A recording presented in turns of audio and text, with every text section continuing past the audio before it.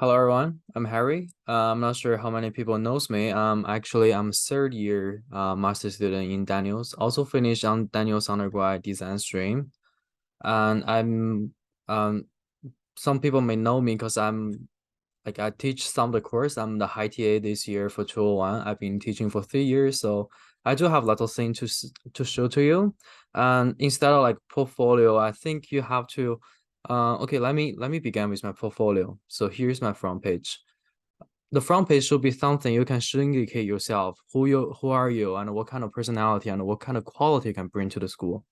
So for example, so instead of finishing portfolio and making all the deadlines, I think the most important thing for you and for your whole educations after, I mean, for me, after 3 years of education, you have to understanding why you need this master degree and why you need this portfolio and what to put into the portfolio.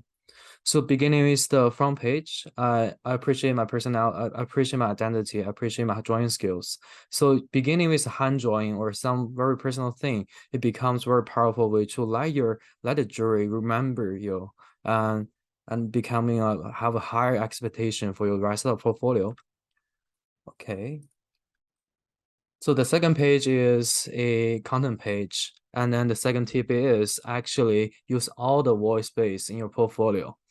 You have to showcase your personality and your skills, your hobbies, and how versatile are you, how many diverse background are you have in a very limited pages. So don't like feel free to use all those pages. So those are all my photographic collections. And to showcase, I have this kind of like undergoing like taking pictures to observe the surroundings. I know people having their hand sketch, pencil sketch, or they have their maybe some DIY stuff. Feel free to put there. Let the jury know you're not only a nerd who can only do school, okay? And then beginning with that is a personal statement. Again, very similar way as Nora said. This portfolio have a opening page. This opening page is something. Sorry to jump in, Harry. Yeah. Would you mind also putting this into full screen if possible? Oh, okay. I just learned a trick here, right? Full screen. Yes. Thank you very Okay. much. Okay. And then it's you have the like opening page and you're using the opening page to answering why you have this portfolio and what kind of question you have.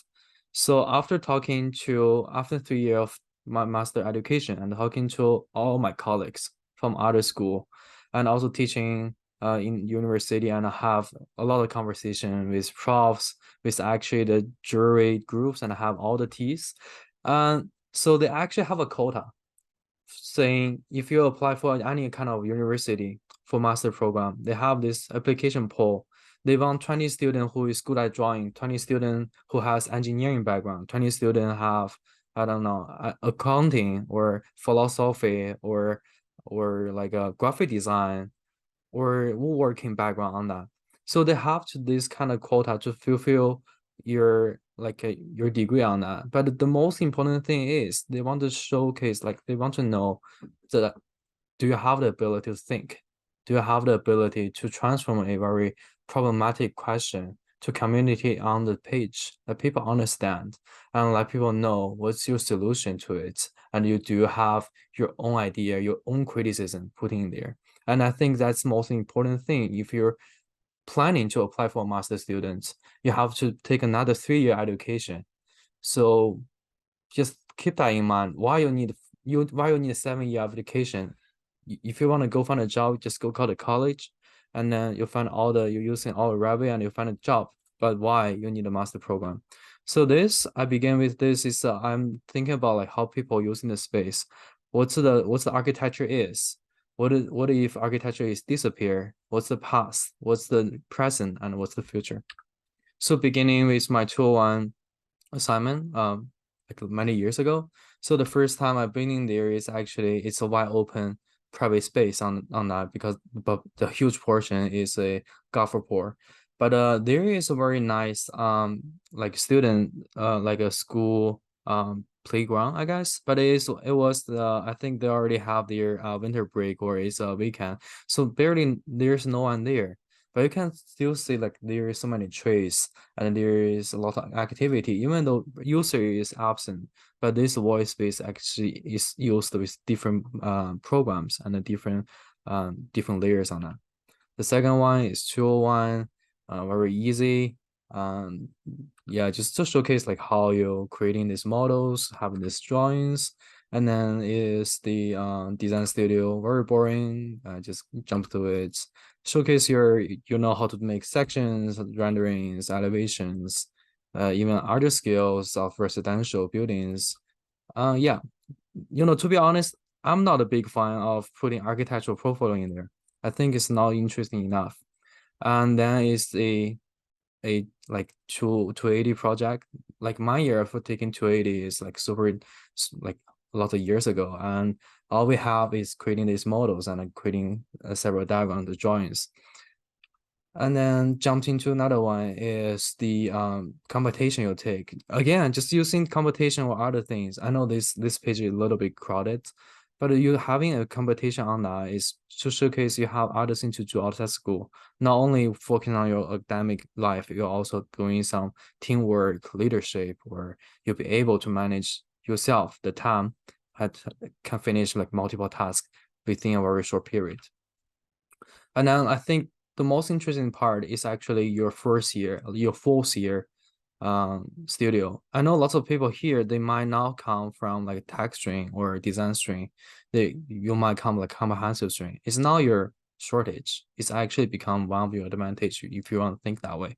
You have more time to think to creating these very abstract projects. Just what I mentioned. So this portfolio and my personal statement is also arguing these ideas. What if users are absent? What is space gonna be? So the space gonna be a absent student playground at one of my 200 sites, and it can be a user's place, a house for two inhabitants, or a student residence near the school, or I'm finishing my portfolio during the COVID season, so everything's switching into online, and then I was asking, what if the architecture doesn't need to be functional anymore? What if the physical world become all junk space? And then what's the future of architecture? If in on top of this kind of server room or visual living environments. So this project including using Python to write a poetry, creating different collages, creating different video pieces, some pieces, and creating like those kind of more abstract models to showcase I have this idea to make a very abstract, I make this very abstract concepts into a physical way so all the people can understand when how can you think abstract. The second one is also the street who moves using a architectural drawing to showcase what's the urbanism, what's the main conflict in street home moves, and if there is a pattern to predict what's the future urbanism is. I mean, the quality of the project is not about the drawing. It's more about like the narrative you're thinking, the question you're dealing with, and how do you solve this question with your architectural skills. And the third one and the last one is also a infrastructure projects. It's also like I believe it's 280. I'm not sure if you still have the cost, but so these projects I design a mask. This mask become infrastructure. It has so many sensors in there and they have so many functions. But what I really want to create is transforming this online living experience into a physical living experience. What if everyone can hide their identity, hide their ages, hide their emotions, and only use screens, text messages to communicate? And what if everyone is having the same information? They're all living into the commercial, having this AR VR mixture. And what your life gonna be? Is it gonna be a utopia or this utopia? And it's always open ended. And then after it, as a closing page, also using something to become like maybe more strong or maybe something can give people impression what your portfolio is. So after watching everything, they all gonna remember is your last page. So put something very nice at your last page. Put something powerful so the jury can understand what you're doing. So again, circle back to my very beginning questions. Um, as a student, I'm doing my thesis right now as an almost graduate student. I hope you can understand why you're gonna take this master program before you go into a master program. The 4 year of training, it might not help you to find a job, but the 4 year in UofT, they help you to have this way to think. How do you have this challenging task and making those into tangible drawings, tangible modelings, and this kind of thinking, this kind of working with abstract is actually assets when you're going to a firm. It might not help you to maybe find a job immediately, but it will determine how high you will get in this position and how expert or how success you will be at this position. Making architectural portfolio is not about I showcase all my drawing sets. It's more about like you showcase yourself to the school. And choosing school and apply for school is not only a single way, it's actually a double way choose. You showcase who you are and what kind of personality you have, and the school can pick you and choose the best candidates they have. And then in that case, they can ensure you have a good experience of education.